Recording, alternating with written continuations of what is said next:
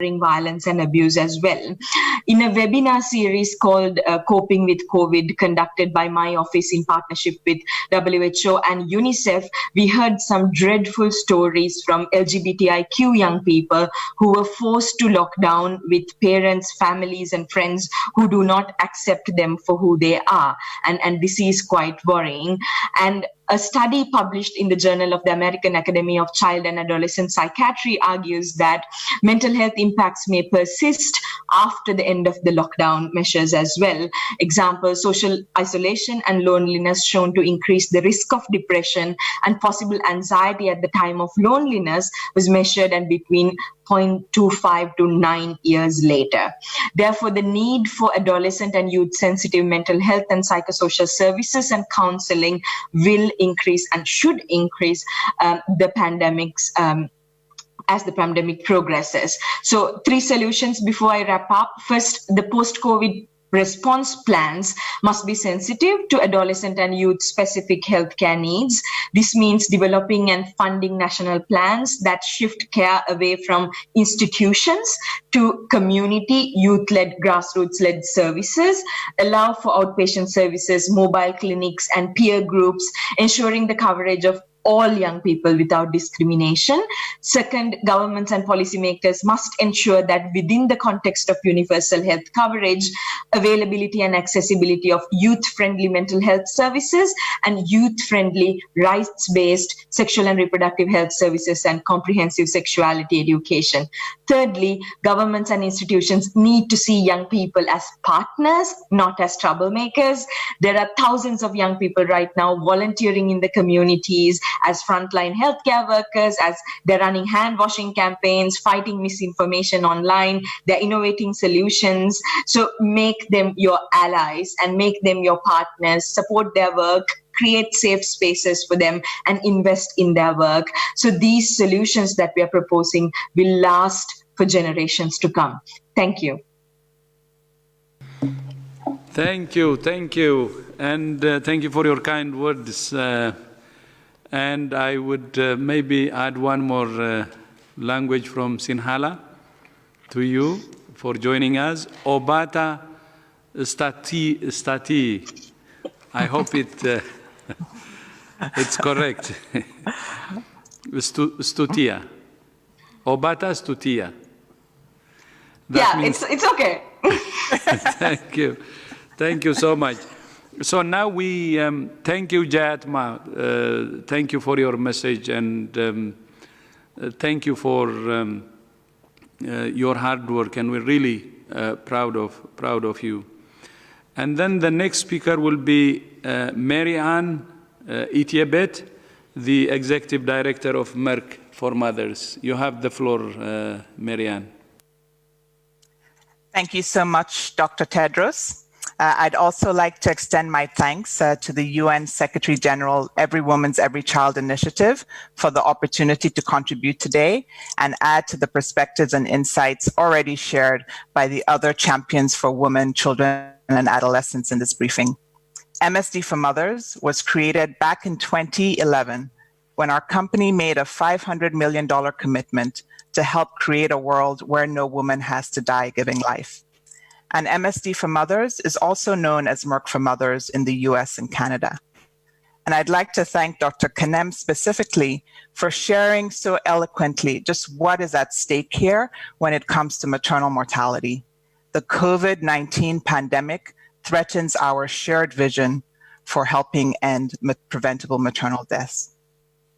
In the worst case scenario, a recent publication in The Lancet estimated that COVID-19 in the next 6 months alone could result in the deaths of over 1 million children and over 50,000 mothers, all due to indirect causes, or all due to the indirect impact of COVID-19 and the reductions in utilizations of essential services. We are all living in that worst case scenario right now. And I want to share 2 examples from Nigeria and India, since together they account for over 1/3 of all the global maternal deaths we see. In May, the Nigerian Ministry of Health reported that antenatal care visits and child immunization visits had dropped by about 50%. Skilled birth attendance was also dropping by almost 40%. And data from the Indian health management system also suggests that in March, after a nationwide lockdown was enforced, institutional deliveries dropped by 43%. We have already learned from the affected West African countries how Ebola wiped out 28 years of progress towards maternal, child, and adolescent health goals. We cannot afford to look back on the next 10 years as a decade of picking up the pieces and rebuilding trust in the ability of health systems to deliver on essential services for women and children. We need, rather, to look back on the next 10 years as the decade of accelerating action because we all came together to do this. We need to recognize that funding for essential services for women, children, and adolescents will continue to come under increasing pressure. But we can build on pre-existing institutions, including those like the World Bank's Global Financing Facility, whose core mission is to ensure sustainable health financing for these goals. MSD for Mothers is proud to be part of the GFF, which is currently supporting 36 countries to scale up access to comprehensive primary healthcare services, which are critical for effective pandemic preparedness and response. COVID is also teaching us other hard truths.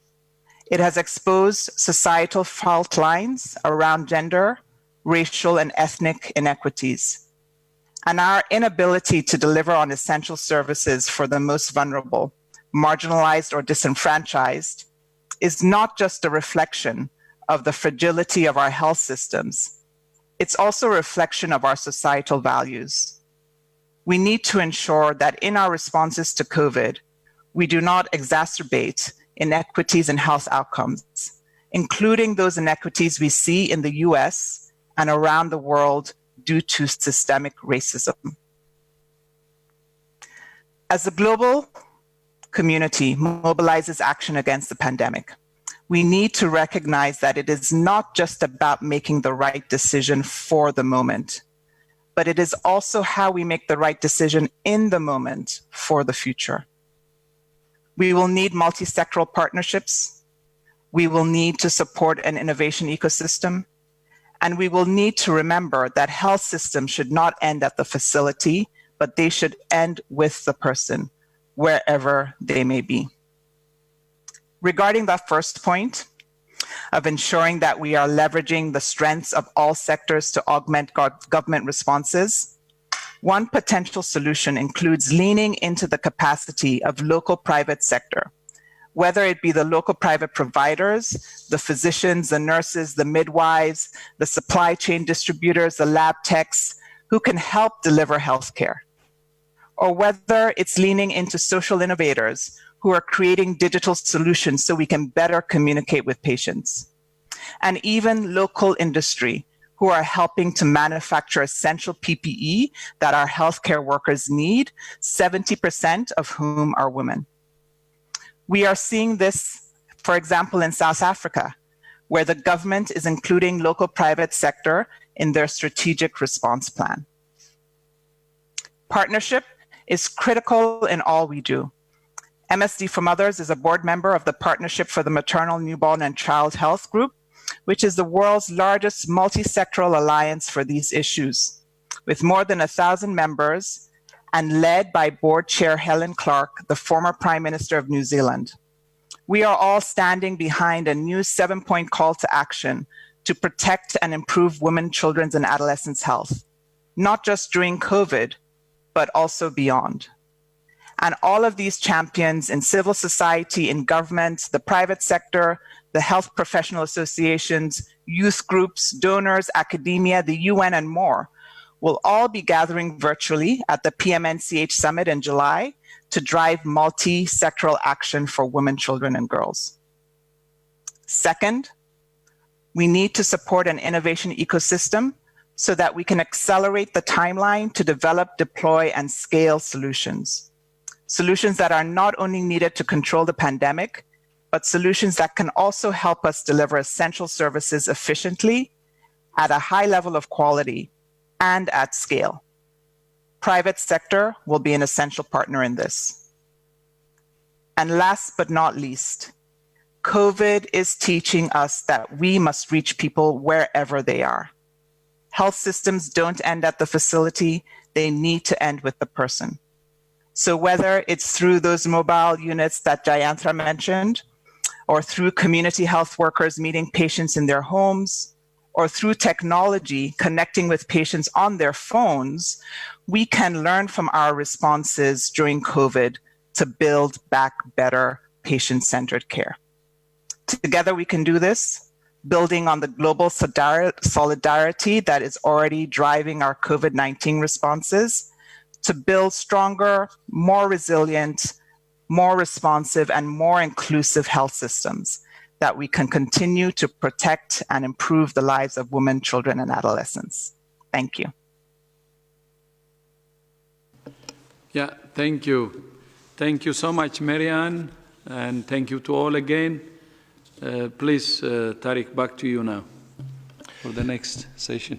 Thank you, Dr. Tedros, and big thanks to all of our guest speakers. I understand they will stay with us for any possible questions, so I would really encourage journalists to take this opportunity to use the presence of our distinguished guests and ask questions on this particular topic. Journalists who are with us on Zoom can listen this press briefing in 6 UN languages plus Portuguese plus Hindi, and this is thanks to our interpreters who are here with us today, and we would like to thank them. Journalists can also ask questions in 6 UN languages and Portuguese, not